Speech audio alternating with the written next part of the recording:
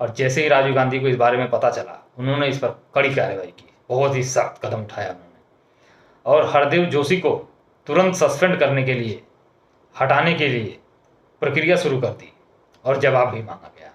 उन अधिकारियों के साथ भी जबरदस्त कार्रवाई हुई। तुरंत राजीव गांधी जी ने सोनिया गांधी जी के साथ 8 अगस्त 1985 को उस गांव का दौरा किया। बात है 1985 की। जी हाँ, राजस्थान में एक जगह थी धनोली, तो डूंगरपुर जिले में पड़ती है। वहाँ के पारगी नाम के एक व्यक्ति थे, उनका पत्र जो है बार बार आ रहा था। जी हाँ, जब राजीव गांधी जी उस गांव में पहुंचे तो करीब 2 किलोमीटर पहले उन्होंने कार छोड़ दी और वो पैदल चल दिए। सोनिया गांधी जी भी साथ थी।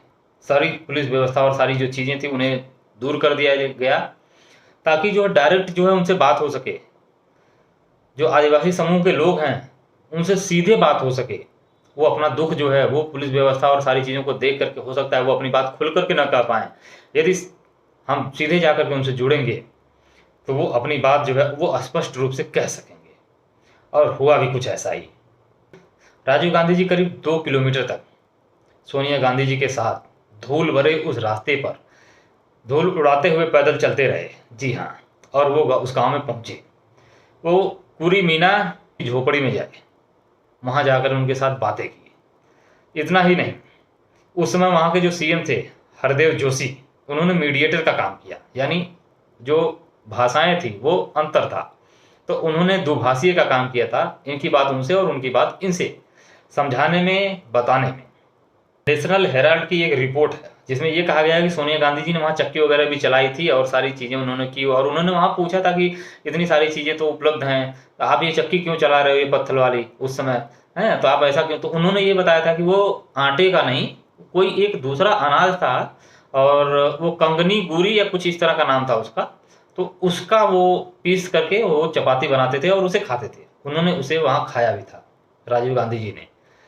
तो उन्होंने, अब सोनिया गांधी जी को तो यही लगा कि हाँ यहाँ पे सारी चीज़ें हैं और मील्स वगैरह हैं, तो आप ऐसा आटा क्यों, ये इसको क्यों चला रहे हो और इसे क्यों खा रहे हो। तो तब जा कर के उन्होंने बताया कि हमारे साथ किस तरह की समस्याएं हैं खाने पीने को लेकर के, और चीज़ें उपलब्ध नहीं है, सरकारी योजनाएं यहाँ तक पहुँची ही नहीं हैं।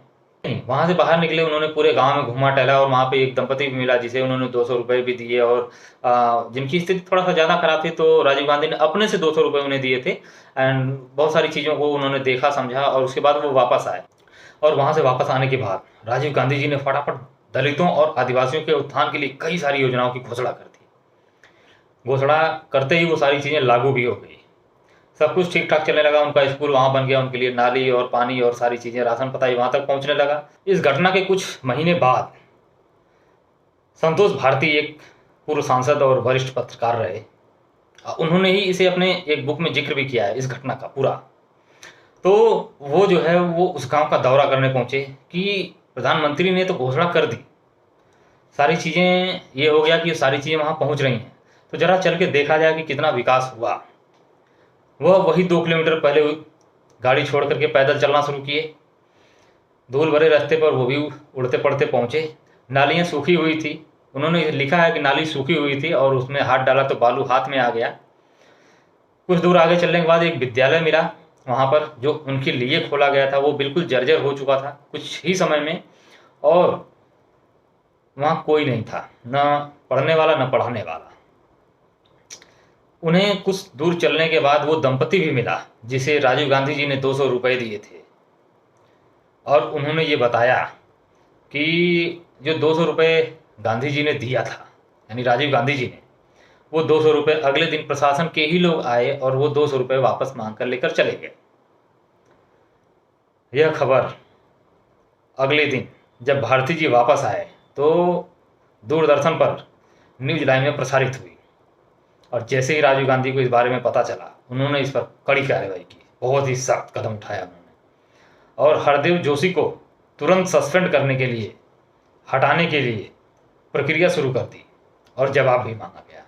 उन अधिकारियों के साथ भी जबरदस्त कार्रवाई हुई तुरंत। मात्र उस 200 रुपये की बात है जो प्रधानमंत्री ने उस पति पत्नी को दिया था, जो काफ़ी बुजुर्ग थे, और उन्हें ये लगा कि ये तो मैं खुद दे करके आया था, यदि मैं जो खुद उनके हाथ में दे करके आया, अधिकारी यदि वो भी छीन ले जा रहे हैं उनसे, तो मैं यहाँ से खड़े होकर के जो घोषणाएं कर रहा हूँ, जो बातें कह रहा हूँ, वो शायद उन तक पहुँचती ही नहीं होंगी।